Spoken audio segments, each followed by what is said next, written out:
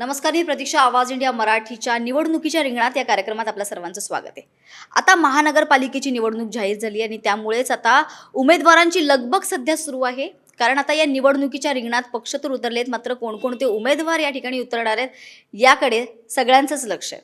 आणि अशातच आता सध्या आपण आहोत विरारमध्ये आणि आपल्यासोबत आहेत भाजपचे मनोज पाटील सर. सर नमस्कार, तुमचं स्वागत आहे आमच्या या कार्यक्रमात.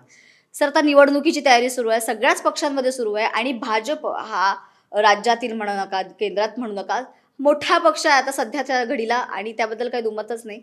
तर कुठपर्यंत तुमच्याही पक्षाची तयारी सध्या सुरू आहे? वसई विरारमध्ये भारतीय जनता पक्ष जे साधारणतः आम्ही 2000 म्हणजे खरं म्हणजे बघायला गेलं तर 1989 पासून भारतीय जनता पक्षाचा खासदार ह्या भागातनं निवडून आलेत. आमचे रामभाऊ नाईक जे केंद्रीय मंत्री होते, राज्यपालही होते उत्तर प्रदेशचे, ते त्यांच्यानंतर मग या ठिकाणाहून आमचे स्वर्गीय चिंतामण वनगाजीसुद्धा भारतीय जनता पक्षाचे खासदार म्हणून निवडून गेलेत. महायुतीचे खासदार म्हणून राजेंद्र गावितही निवडून गेलेत. परंतु या वसई विरारमध्ये स्थानिक लेवलला म्हणजे आमदार आणि महानगरपालिका किंवा नगरपालिकामध्ये भारतीय जनता पक्षाला यश मिळणं थोडंसं कठीण झालं होतं.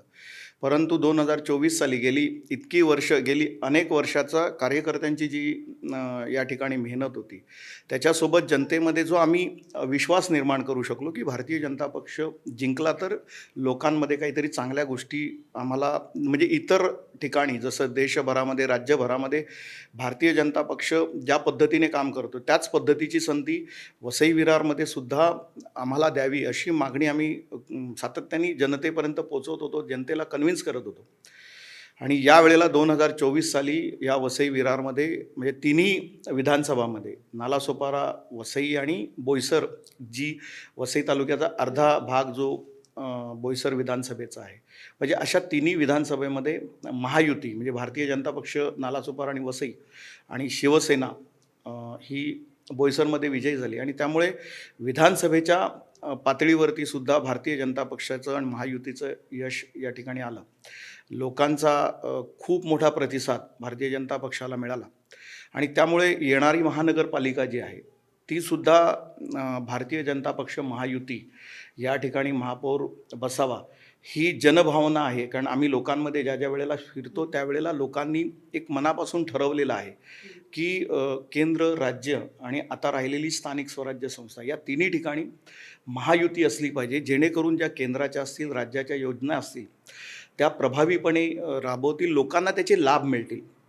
कारण येणाऱ्या काळामध्ये ह्या भागामध्ये आशिया खंडातलं सगळ्यात मोठं बंदर म्हणजे ज्या बंदराचं असं सांगितलं जातं की संपूर्ण भारतातली जेवढी बंदर आहेत त्याची जी कपॅसिटी आहे त्याच्यापेक्षा जास्त कपॅसिटी एकट्या वाढवण बंदरामध्ये, आणि आशिया खंडातलं सगळ्यात मोठं बंदर, जगातलं टॉप 10 म्हणजे पहिल्या 10मध्ये गणलं जाणारं जे वाढवण बंदर आहे ते वाढवण बंदर या पालघरमध्ये येतं. आणि नाही त्याचा जो पॉझिटिव्ह इम्पॅक्ट आहे, चांगला जो इम्पॅक्ट आहे तो या वसई विरार, कारण हे शहरी भाग आहे, पालघर जिल्ह्यामध्ये वसई विरार हा शहरी भाग आहे, बाकी सगळा ग्रामीण भाग आहे. आणि त्यामुळे त्याच्यातनं जे काही अपॉर्च्युनिटीज निर्माण होणार आहेत, संधी निर्माण होणार आहेत, आर्थिक विकास जो साधला जाणार आहे त्याच्यासाठी ह्या भागामध्ये सुद्धा भारतीय जनता पक्षाच्या विचारांची महापालिका असावी अशी जनतेची भावना आहे. आणि त्यामुळे येणाऱ्या काळामध्ये आपण बघितलं 16 तारखेला या ठिकाणी भारतीय जनता पक्ष महायुतीचा महापौर असेल असा आम्हाला विश्वास आहे. आता तुम्ही जसा विश्वास दाखवताय, नक्कीच केंद्रात म्हणू नका, तुम्ही राज्यात म्हणू नका, आता सध्या ज्या प्रकारचे भाजप ज्याप्रमाणे झपाट्याने वाढते, मात्र वसई विरार जर तर तुम्ही बघाल तर वसई विरारमध्ये भारतीय जनता पक्षाचा तेवढा जम नाही आहे जेवढा राज्यामध्ये आहे. तर तुम्ही इथे देखील तेवढाच जम बसवण्याचा काही वेगळा, कारण बऱ्याच वर्ष झाले एखादा पक्ष जर इकडे काम करतोय, जर त्यांनी ऑलरेडी विश्वास तो जिंकलेला आहे, त्यानंतर आपण यांच्यापेक्षा काय वेगळं करू शकतो हे दाखवण्यासाठी कशा प्रकारची धोरणं तुमच्याकडे असणार आहेत?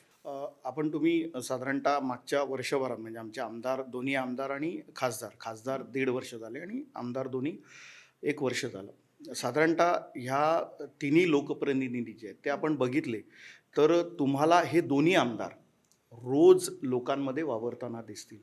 ज्या वेळेला लोकप्रतिनिधी सातत्याने लोकांमध्ये असतो तेव्हा लोकांच्या छोट्या छोट्या गोष्टी, जी छोटी छोटी दुःख आहेत ही सुद्धा कळतात. आणि त्याच्यावरती विधानसभेमध्ये म्हणजे गेली 35 वर्ष विधानसभेमध्ये वसई विरार हा भाग ॲबसेंट होता. याच्यामध्ये तुम्ही मागच्या विधिमंडळातली कुठलीही अधिवेशनं काढा, वसई विरारच्या समस्यांवरती किंवा या ठिकाणच्या कुठल्याही विषयावरती वसई विधानसभेमध्ये कधी आवाज उठवला गेला नाही, कधी साधा प्रश्न उपस्थित केला गेला नाही. आता मागच्या वर्षभरात झालेली जेवढी अधिवेशनं आहेत, अगदी ती 8 दिवसाच्या अधिवेशनामध्ये सुद्धा आमच्या लोकप्रतिनिधींनी या ठिकाणी आवाज जनतेचे जे विषय आहेत ते लोकांसमोर सरकार दरबारी मांडले आणि त्याच्यावरती जे पॉझिटिव्ह जे रिझल्ट्स आहेत ते दिसायला लागले. आमचे खासदारसुद्धा लोकसभेमध्ये वारंवार म्हणजे या संपूर्ण भागाचा जो विकास आहे, सर्वांगीण विकास आहे, तो पर्यटनाचा असो, रेल्वेचा असो, वेगवेगळे भाग वेगवेगळ्या विषयावरती ते सातत्याने आवाज उठवत आहेत आणि त्याचं रिझल्ट्स आहे, त्याचे जे निर्णय आहेत ते लोकांच्या बाजूने येत आहेत. आणि त्यामुळे विकासाचा जर मुद्दा सांगितला तर आम्ही वसई विरारकर ज्या वेळेला MMRDA आली, MMRDA जवळ येऊन जवळपास 35 वर्ष झाली आणि MMRDAने संपूर्ण MMR रिजनमध्ये जवळपास लाखो करोडोमध्ये कामं केली. 1 लाख कोटीच्या वरती ही विकास कामं MMRDAने संपूर्ण MMR रिजनमध्ये केली. पण वसई विरारमध्ये आत्तापर्यंत आम्हाला केवळ 100 कोटी रुपये पण मिळाले नाही. म्हणजे साधारणतः 20-25 वर्षापूर्वी एक 4 रस्ते शहरातनं हायवेला जाणारे रस्ते झालेले तेही नीट झाले नाहीत. त्यामुळे MMRDAच्या माध्यमातून जे काही, कारण आत्ताच्या घडीला जे राज्य सरकार आहे ते मोठे प्रोजेक्ट्स हे MMRDAच्या माध्यमातून या MMR रिजनमध्ये राबवते. आणि त्याच्यामध्ये सगळ्यात या वसई तालुक्यामध्ये आत्ताच्या घडीला सगळ्यात मोठा जो विषय आहे हा ट्रॅफिकचा आहे. पूर्व पश्चिम जे ब्रिज आहेत आणि हायवेवरून शहरात येणारे जे रस्ते आहेत, ह्या रस्त्यांचा खूप मोठा प्रश्न आहे.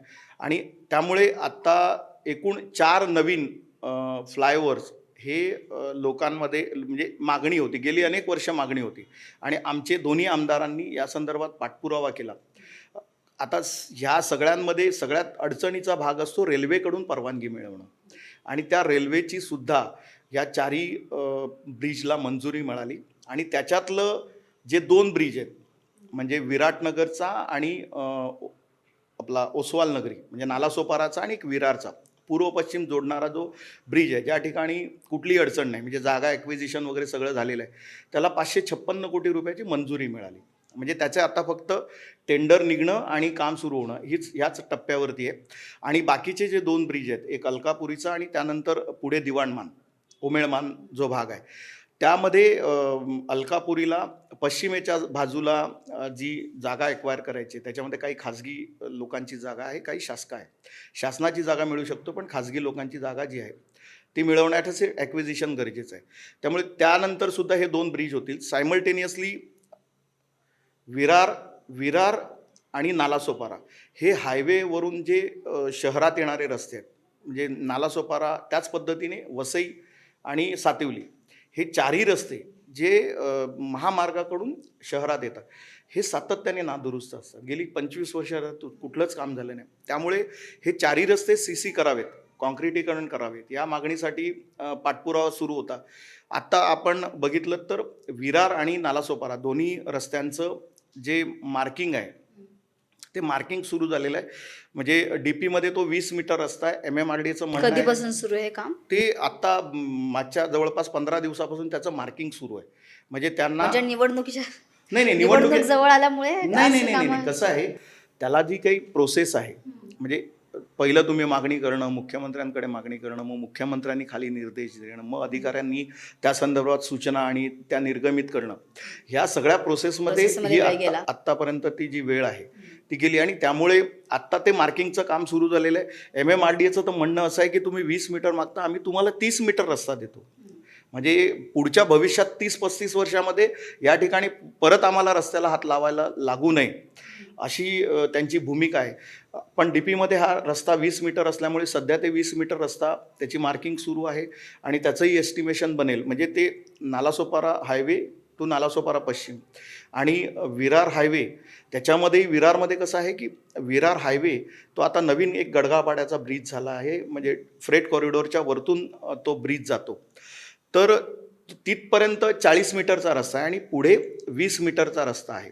तर MMRDने अजून एक रस्ता आम्हाला सुचवला की तो 40 मीटरचा रस्ता आहे, तो शिरगाव आणि दिवाणचा जो एक मोठा प्रोजेक्ट आहे तो त्याला कनेक्ट करून जो आमचा रिंग रूट आहे, वसई विरारचा जो रिंग रूट आहे त्याला कनेक्ट करणं, म्हणजे तो 40 मीटरचा रस्ता आला तर थेट विरार पश्चिमेला उतरेल आणि विरार पश्चिमेवरून आगाशी पुरापाड्यामध्ये एक रस्ता आहे, जेणेकरून शहराच्या बाहेरून जे काही हायवेवरून येणारे जे काही वाहतूक आहे, ज्यांना शहरात यायचं नाही ते थेट शहराच्या बाहेरून आपापल्या ठिकाणी जाऊ शकतात. त्याच पद्धतीने नालासोपारा स्टेशनवरून नालासोपारा पोलीस स्टेशन वेस्टला, तिथून सन सिटी म्हणून वसईला कनेक्ट करण्यासाठी एक रस्ता, ज्याची जागा संपूर्ण शासनाची जागा आहे. MMRDAने त्यालासुद्धा मान्यता दिली की तिकडे काही ॲक्विजिशन नाही आहे, फक्त रस्ता तयार करणं आहे, भराव करणं आणि रस्ता तयार करणं. म्हणजे एक आता विरार आणि नालासोपारामध्ये लिंक रोड आहे, परंतु नालासोपारा आणि वसईमध्ये लिंक रोड असल्यामुळे लोकांना वळसा घालून जावा लागतो, तो पश्चिमेकडून असेल पूर्वेकडून. तर त्याच्यासाठी काम सुरू झालेलं आहे, म्हणजे त्याची मंजुरी आहे. हे झाले जे वसई विरारच्या एकूणच MMRDAच्या माध्यमातून होणार आहे. वसई विरारमध्ये मेट्रो 13च्याही कामाला मंजुरी मिळालेली आहे आणि 27 किलोमीटरची ही मेट्रो आहे, ज्याच्यामध्ये 20 स्थानकं आहेत. त्याच्यातली 4 स्थानकं अंडरग्राऊंड आहेत, म्हणजे भुयारी आहेत.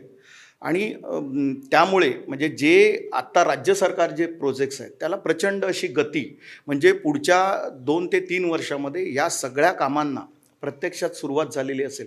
दोन्ही ब्रिज तर लगेच सुरू होतील, परंतु उरलेले 2 ब्रिज, सिमेंट कॉन्क्रीटचे रस्ते आणि मेट्रोज, ह्या सगळ्या कामांना पुढच्या 2 ते 3 वर्षामध्ये गती मिळेल आणि खऱ्या अर्थाने आपण जो विकास लोकांना अपेक्षित आहे तो सुरू होईल अशी अपेक्षा आहे.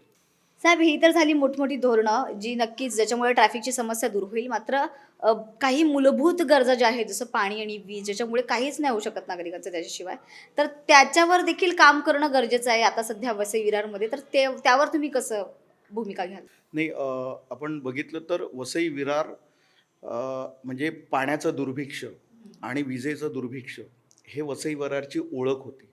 परंतु 2014 नंतर माननीय देवेंद्र फडणवीसजींच्या नेतृत्वाखालील सरकारने खऱ्या अर्थाने वसई विरारवरती लक्ष देण्यासाठी सुरुवात केली आणि पाण्याच्या विषयावरती या ठिकाणी केवळ 230 MLD पाणी उपलब्ध होतं. वाढती जी लोकसंख्या, एक दिवसाआड लोकांना पाणी, तेही अर्धा तास, अशी सगळी परिस्थिती होती. त्यामुळे ती गरज ओळखून MMRDAच्या माध्यमातून, म्हणजे ही पहिली अशी योजना आहे की संपूर्ण MMRDAने ही सगळी योजना राबवली, कार्यान्वित केली आणि त्याच्यामधून 185 MLD पाणी हे या वसई विरार शहराला दिलं, उपलब्ध झालं. आणि ही सगळी योजना कोरोना काळ असूनसुद्धा जवळपास म्हणजे 18 महिन्याचा कालावधी असताना 2-2.5 वर्षामध्ये कार्यान्वित झाली. शहरामध्ये त्याचं पाणी आलं. आता शहरामध्ये पाणी आल्यानंतर ते पाणी शहराच्या उंबरठ्यावर आलं, परंतु ते शहरामध्ये जर वितरित करायचं असेल तर त्याच्यासाठी जी वितरण वाहिनी आहे, म्हणजे वितरण व्यवस्था आहे, ही मजबूत असायला पाहिजे. मग ती ओळखून केंद्र सरकारच्या माध्यमातून अमृत 2 योजना, म्हणजे अमृत 1 पहिला टप्पा झालेला, अमृत 2 योजनेअंतर्गत महापालिकेला निधी दिला आणि त्यामुळे आता तुम्ही बघत असाल या भागामध्ये सुद्धा तुम्ही जेव्हा आलात तेव्हा पाईपलाईन टाकण्याचं काम हे सुरू आहे आणि त्यामुळे आता या भागामध्ये पुरेसं पाणी उपलब्ध आहे लोकांना. फक्त आमच्याकडे वितरण व्यवस्था जी आहे ती कमकुवत असल्यामुळे ती अधिक मजबूत आता काम सुरू आहे. ती झाली तर प्रत्येकाला पाणी हे पुरेसं उपलब्ध होईल. आणि दुसऱ्या बाजूला वाढती जी गरज आहे ती ओळखून खोलसापाडा 1 आणि खोलसापाडा 2 ह्या सुद्धा धरणांची कामं सुरू आहेत. येणाऱ्या काळामध्ये जे सुसरी धरणाचा जो एक प्रकल्प होता तेही अडकलेला आहे, पण राज्य सरकारच्या माध्यमातून MMRDAच्या ह्या ज्या MMR रिजनच्या ज्या संदर्भात पाण्याचे नियोजनाचे जे विषय आहेत त्या माध्यमातून जे वाढीव ज्या पद्धतीने शहराची गरज वाढते, तर पुढच्या किमान 20 वर्षाचं नियोजन लक्षात घेऊन आत्तापासून या विषयावरती आम्ही काम करतोय आणि त्यामुळे येणाऱ्या काळामध्ये हे जे काही प्रकल्प आहेत हे सुद्धा कार्यान्वित होतील. कारण वसई विरार हे मला वाटतं देशभरात सगळ्यात जास्त वेगाने नागरीकरण होणारं हा भाग आहे. आणि म्हणजे 2011 साली आमची लोकसंख्या 12-12.5 लाख होती, आज जवळपास 30 लाखाच्या घरात, म्हणजे जवळपास तिपटीने ही लोकसंख्या वाढते. त्यामुळे त्या पाण्याची गरजसुद्धा त्याच वेगाने वाढते. त्यामुळे येणाऱ्या 20 ते 25 वर्षाची जी गरज ओळखून आमचं त्या बाबतीत नियोजन सुरू आहे आणि केंद्र आणि राज्य सरकारचं सहाय्य असल्यामुळे या योजना कार्यान्वित होण्यासाठी वेळ लागणार नाही. कारण गेली अनेक वर्ष 25-30 वर्ष ह्या भागामध्ये केंद्राच्या आणि राज्याच्या ज्या योजना आहेत, ज्या पद्धतीने ज्या प्रभावीपणे यायला हव्या होत्या, कारण हे जे मोठे प्रोजेक्ट्स आहेत, टर्नकी प्रोजेक्ट्स आहेत, ह्याला केंद्र आणि राज्याचं सहाय्य लागतं. महापालिका एकट्याच्या बळावरती हे प्रोजेक्ट्स करू शकत नाही. हे मुंबई महापालिका आहे ज्यांचं बजेट एवढं मोठे आहे की ती स्वतःची धरणं बांधू शकते, स्वतःच्या पाणी योजना राबवू शकते. परंतु वसई इतर महापालिकांची ती स्थिती नाही आहे. त्याच्यासाठी केंद्र सरकार आणि राज्य सरकारचं जे सहाय्य हवं आहे ते त्या ठिकाणी आवश्यक आहे. आणि त्यामुळे या ठिकाणी महायुतीची या ठिकाणी सत्ता आल्यानंतर ज्या ज्या काही म्हणजे आमचा जो नियोजनाचा भाग आहे, किमान 25 वर्ष पुढचा जो 25 वर्षाचा एकूण जी लोकसंख्या आहे, कारण जो नवीन MMRचा जो आराखडा बनलेला आहे 2014 ते 34 त्याच्यामध्ये ह्या सगळ्या गोष्टी अंतर्भूत करून ह्या भागाला पाण्याची दुर्भिक्ष जे गेली अनेक वर्ष लोकांनी सहन केलं ते परत सहन करावं लागू नये यासाठी आम्ही काम करतो. दुसरा मुद्दा विजेचा. तुम्ही 2014च्या अगोदर आपण बघितलं असेल तर तुम्हाला सातत्याने विजेच्या विषयावर आंदोलनं आणि या सगळे भाग दिसायचे. 2014 झाली, भारतीय जनता पक्ष आणि महायुती सरकार सत्तेवर आल्यानंतर आमचे सन्माननीय चंद्रशेखर बावनकुळे साहेब हे ऊर्जा मंत्री होते आणि आमचे पालकमंत्री स्वर्गीय सावरासाहेब यांच्या माध्यमातून आम्ही हा जो इकडच्या विजेची समस्या आहे ती त्यांच्यासमोर मांडली आणि त्यांना हे सगळं गांभीर्य लक्षात आलं आणि त्यांनी तातडीने उच्च पातळीवरतून सगळी यंत्रणा हलवली आणि ह्या भागातली जी काही ओव्हरलोड झालेली यंत्रणा होती त्याच्यामध्ये नवीन नेटवर्क, नवीन सगळी यंत्रणा उभी करण्यासाठी स्पेशल निधी या भागाला दिला.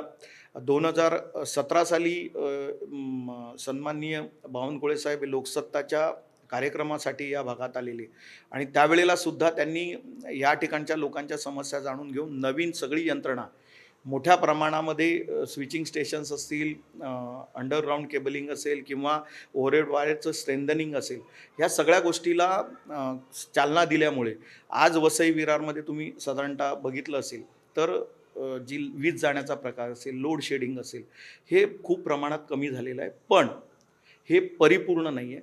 त्यामुळे राज्य सरकारच्या माध्यमातून अंडरग्राऊंड केबलिंगसाठी जवळपास 1700 कोटीचा निधी हा मंजूर झालेला आहे आणि त्याचंही काम नजीकच्या काळामध्ये सुरू होणार आहे. कारण ते वादळ जे समुद्रकिनारी जो भाग आहे जवळपास 2.5 किलोमीटरच्या भागामध्ये ही सगळी यंत्रणा अंडरग्राऊंड असावी असा केंद्र सरकारचा जो काही नॅचरल कलॅमिटीच्या संदर्भातला जो नियम आहे त्यामुळे ते अंडरग्राऊंड व्हायला आणि शहरी भागामध्ये ही सगळी यंत्रणा अंडरग्राऊंड असावी. कारण हे वाढतं शहर आहे आणि त्यामुळे त्यासाठी सुद्धा राज्य सरकारकडे आमचे दोन्ही आमदार पाठपुरावा करतात. केंद्र सरकारच्या माध्यमातून काही योजना ज्या आहेत त्या लागू करण्यासाठी सुद्धा पाठपुरावा सुरू आहे. त्यामुळे येणाऱ्या काळामध्ये वीज आणि पाणी हा जो प्रश्न आहे हा वसई विरारकरांसाठी भेडसावणारा नसेल.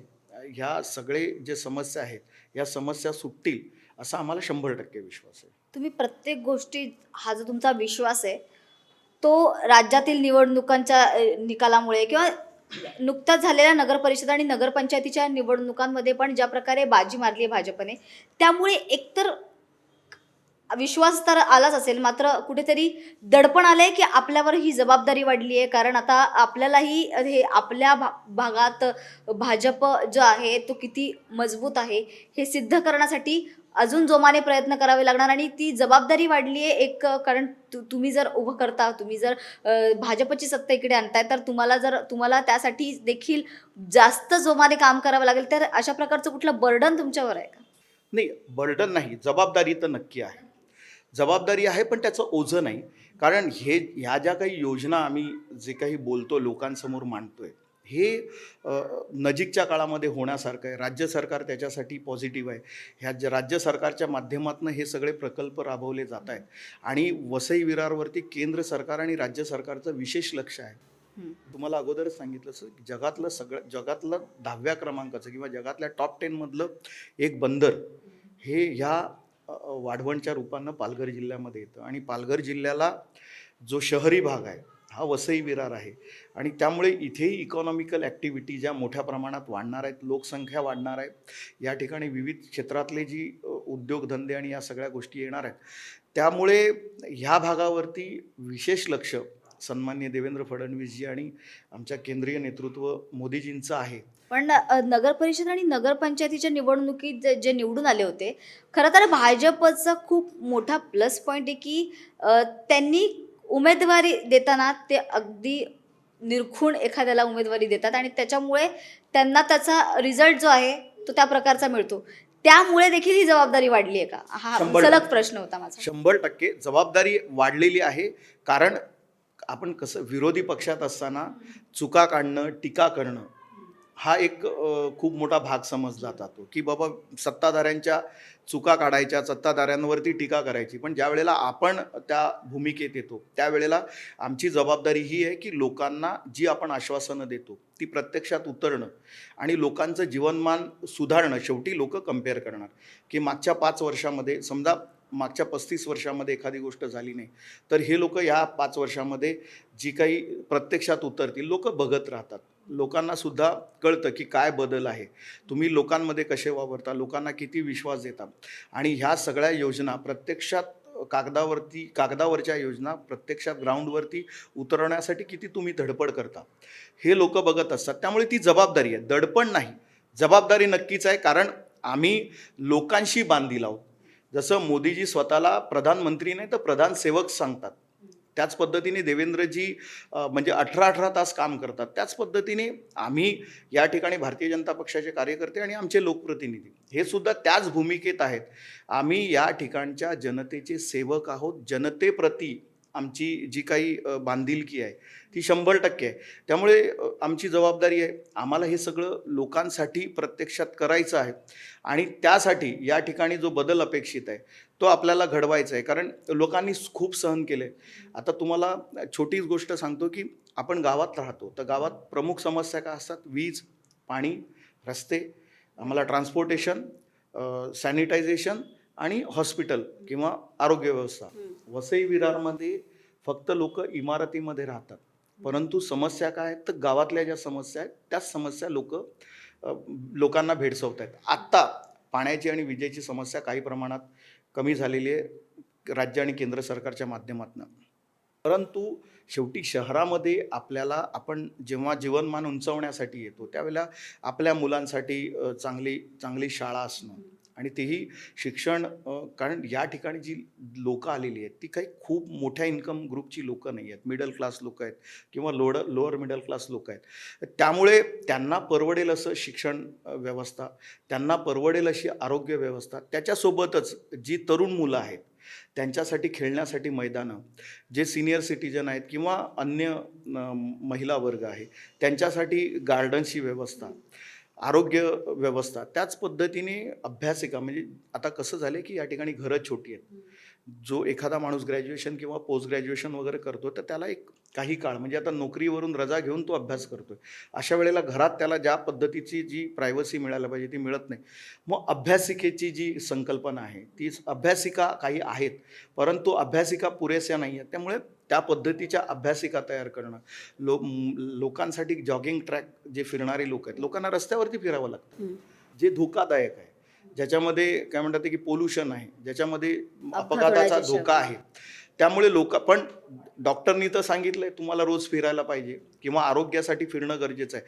अशा वेळेला लोकांना हे रस्त्यावरती फिरावं लागतं, ते फिरायला लागू नये म्हणून गार्डन्स तयार करणं, जी मैदानं आहेत त्या मैदानाच्या कडेला असे पाथवे बनवणं की जेणेकरून लोकांना सुरक्षित फिरता येईल.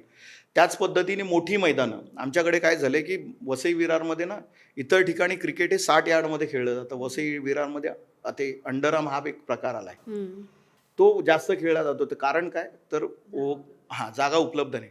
मग त्यामुळे अशी मोठी 15 एकरची मैदानं, 15 एकर 10 एकरची मैदानं ज्याच्यामध्ये पूर्ण क्रिकेट आणि सगळ्याच खेळांसाठी म्हणजे कबड्डी, खो खो, व्हॉलीबॉल, फुटबॉल ह्या सगळ्या खेळांसाठी एकाच ठिकाणी जागा उपलब्ध असणं अशी गरज आहे. त्यामुळे नजीकच्या काळामध्ये ती सुद्धा आम्ही उपलब्ध करून देतोय. त्याच पद्धतीने जो विकास आराखड्यामध्ये जवळपास 887 आरक्षणं म्हणजे भूखंड आरक्षित होते, महापालिकेने ते आरक्षित भूखंड ताब्यात घेतले नाहीत, विकसित केले नाहीत. आज वसई विरारमध्ये तुम्हाला फार कमी मैदानं, फार गार्डन्स, कमी गार्डन्स सापडतील. आमचं मुख्य धोरण तेच असणार आहे. हां मात्र आता सध्या निवडणुकीच्या तोंडावरच अनेक प्रकारचे आरोप भाजपवर केले जातात. हे सगळं असताना देखील की म्हणजे भाजपवर नाही, निवडणूक आयोगावर जे आहे ते महाविकास आघाडीतल्या पक्षांनी, जसं की शिवसेना असेल, मनसे असेल, काँग्रेस असेल, त्याचबरोबर राष्ट्रवादी शरद पवार गट असतील, तर ह्या सगळ्यांनी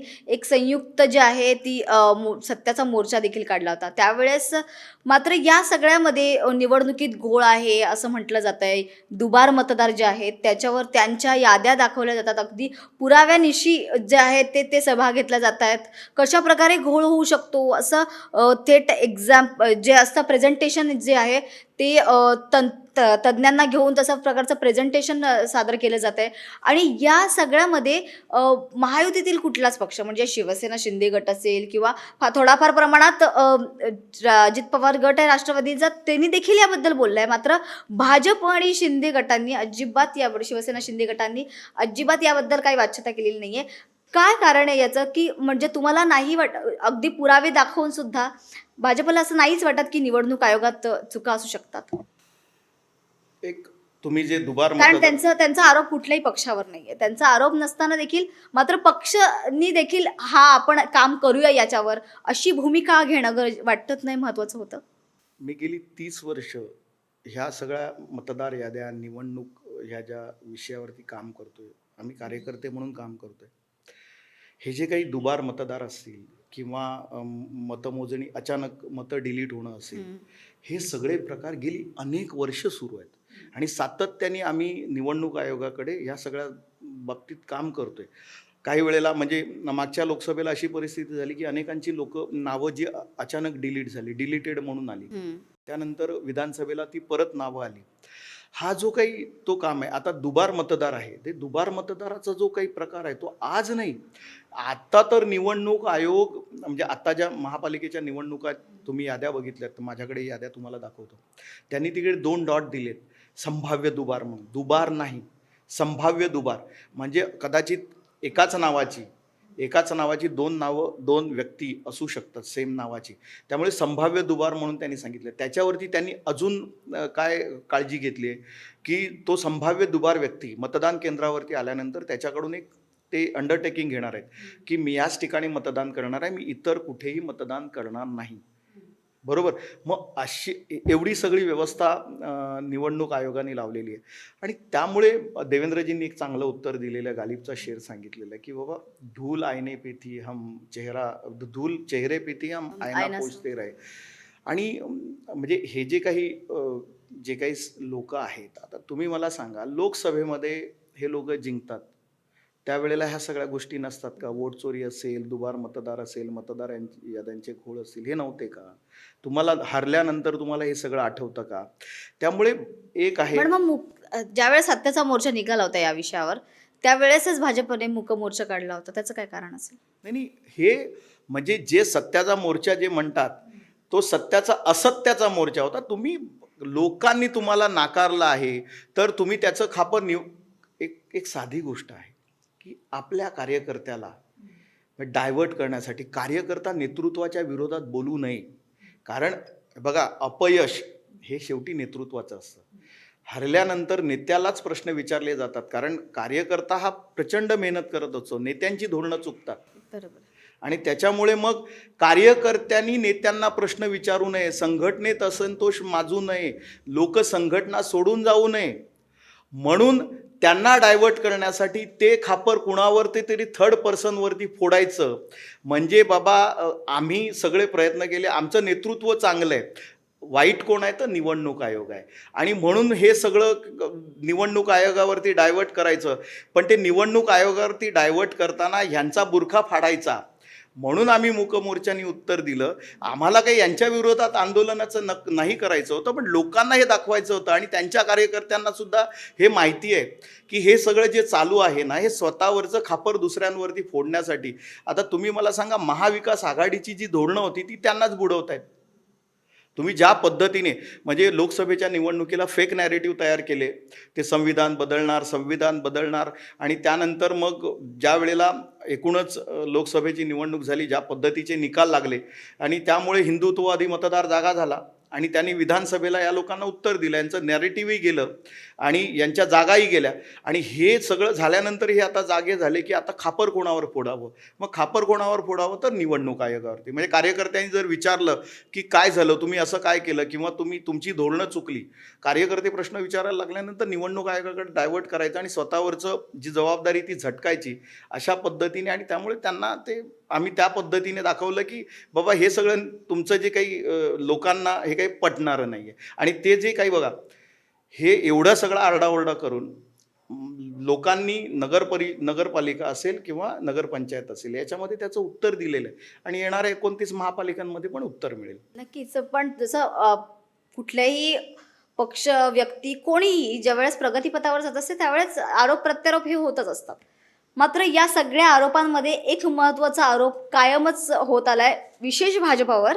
बाकीच्या पक्षांवर, मित्रपक्षांवरही होतोय, मात्र विशेष भाजपाला वॉशिंग मशीन म्हटलं गेलं. बऱ्याच नेत्यांकडून म्हटलं गेलं आणि सर्रासपणे म्हटलं गेलंय की ज्या वेळेस भ्रष्ट नेत्याला स्वच्छ करण्याची वेळ येते तेव्हा वॉशिंग मशीन म्हणून त्यांनी भाजपात जावे किंवा कुठलाही भ्रष्टाचाराचा आरोप लावून ते आपल्याकडे घेतात, असे अनेक आरोप होतात. त्यावर कसं काय उत्तर द्याल तुम्ही? नाही, एक कसं आहे की जे काही आरोप होतात, आता तुम्ही मला सांगा की अनेक नेत्यांवरती आरोप झाले, ते भारतीय जनता पक्षामध्ये आले म्हणून भारतीय जनता पक्षाने त्यांना दोषमुक्त केलेलं नाही आहे. कुठलेही तुमचे त्यांच्यावरती सुरू असलेले कुठलेही खटले आहेत, तुम्ही जागा कुठल्याही खटल्यामध्ये भारतीय जनता पक्षाने काही हस्तक्षेप केलेला नाही आहे. न्यायालयाने आपलं काम ज्या पद्धतीने करायचं आहे त्याच पद्धतीने केलेलं आहे. म्हणजे याच्यासाठी अगदी तुम्ही आत्ताचंच उदाहरण घ्या ना, राष्ट्रवादी भारतीय जनता पक्षाच्या सोबत असताना सुद्धा माणिकराव कोकाटेंना शिक्षा झाली, त्या शिक्षेला स्थगिती मिळाली नाही, त्यांना राजीनामा द्यावाच लागला ना. मित्रपक्ष का असे ना, आम्हाला वाचवायचं असेल तर कोकाटेंना पण वाचवलं असतं. त्यामुळे म्हणजे धनंजय मुंडेवरती आरोप झाला, त्यांना राजीनामा द्यावा लागला, कुठेही पाठीशी घातलं गेलं नाही. त्याच पद्धतीने अनेक नेत्यांवरती जी काही वेगवेगळ्या पद्धतीची कारवाई चालू आहे त्याच्या कुठेही भारतीय जनता पक्षाने कुठेही हस्तक्षेप केलेला नाही आहे, कुठल्याही पद्धतीने त्यांना पाठीशी घातलेलं नाही आहे. त्यामुळे हे जे काही बोलणं आहे की बाबा वॉशिंग मशीन वगैरे, शेवटी आरोप ज्या वेळेला होतात त्यावेळेला त्याच्यावरती ज्या पद्धतीची कायदेशीर कारवाई सुरू आहे त्याला कुठे स्थगिती दिली गेली का? त्याला कुठे काय म्हणतात की भारतीय जनता पक्षाने सांगितलं का की कोर्टामध्ये सरकार आहे तर कोर्टामध्ये जाऊन त्यांनी सांगितलं की याला दोषमुक्त करा किंवा आमची तक्रार नाही, असं काही झालेलं नाही आहे. त्यामुळे हे जे काय वॉशिंग मशीन वगैरे, एक साधी गोष्ट आहे, भारतीय जनता पक्षाच्या ध्येय धोरणांना जी लोक मान्य करतात ती लोक भारतीय जनता पक्षामध्ये आलेली आहेत.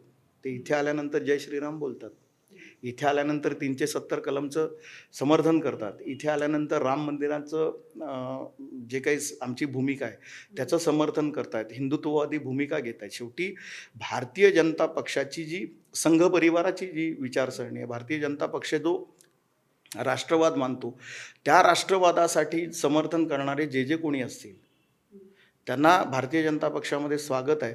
परंतु भारतीय जनता पक्ष भारतीय जनता भ्रष्टाचाराचे आरोप झालेले असतील तर तो भाग वेगळा, त्याचं कायदेशीर कारवाई सुरू आहे. पण भारतीय जनता पक्ष ज्या वेळेला देशाचं हित येतं, तुम्ही आता मुंबईमध्ये तुम्ही बघितलं असेल, भारतीय जनता पक्षाने स्पष्ट भूमिका घेतली की नवाब मलिकांच्या नेतृत्वाखाली जर राष्ट्रवादी लढणार असेल तर भाजप त्यांच्यासोबत युती करणार नाही. इतकी स्पष्ट भूमिका भारतीय जनता पक्षाने घेतली. त्याचं कारणच आहे की आम्ही देशहित जे आहे किंवा साधारणतः देशाच्या विरोधात एखादी गोष्ट असेल किंवा साधा संशय जरी असेल तरी अशा लोकांसोबत आम्ही बसणार नाही, अशी भारतीय जनता पक्षाची भूमिका आहे. नक्कीच. तुम्ही ज्या धोरणं जशी आखली आहे त्या या विभागाला घेऊन तशीच नक्कीच तुम्ही काम कराल अशी अपेक्षा आहे. तर आजच्या भागात आपण इथेच थांबत आहोत, मात्र पुन्हा भेटूया अशाच महत्त्वाच्या व्यक्तिमत्वासोबत. तोपर्यंत पाहत राहा आवाज इंडिया मराठी. धन्यवाद सर.